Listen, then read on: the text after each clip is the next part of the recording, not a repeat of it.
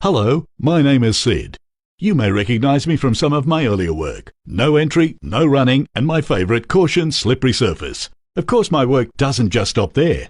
I've also done no diving, no pushing, watch out for falling objects, and I've had my share of slips, trips and falls.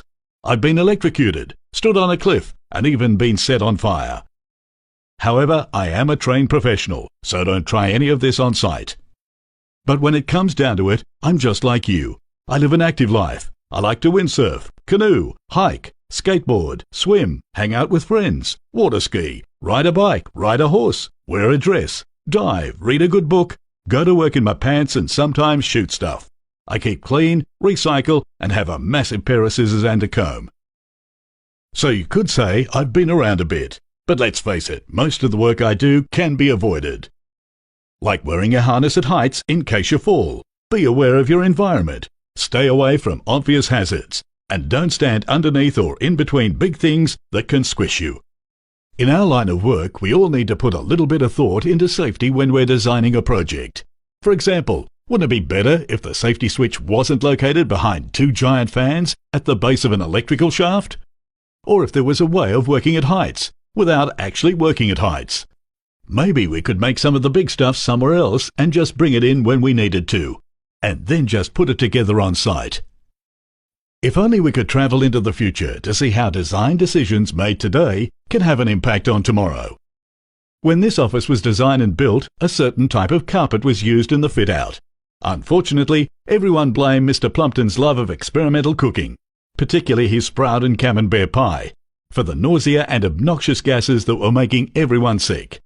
The real culprit was actually the carpet, off-gassing, slowly releasing toxic fumes.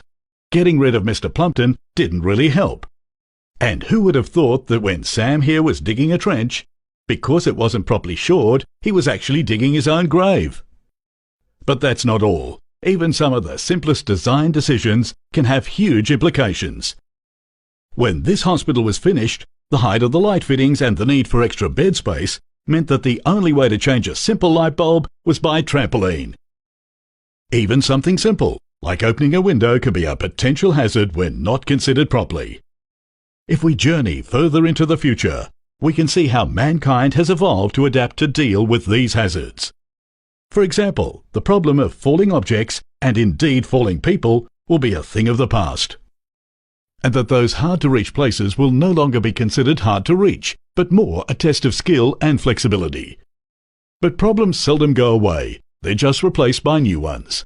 The reality is, we don't have a time machine, and it's unlikely we will change into flying rubber people.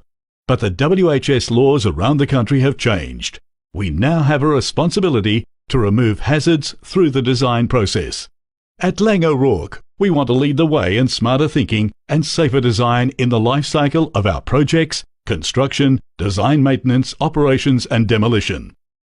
The smarter we are, the safer we become, which means more construction off-site, less working at height, or in confined spaces, fewer accidents now and in the future, shorter delivery times, and happier clients. So please, think about the decisions you make today and the impact they'll have tomorrow. See you around and stay safe.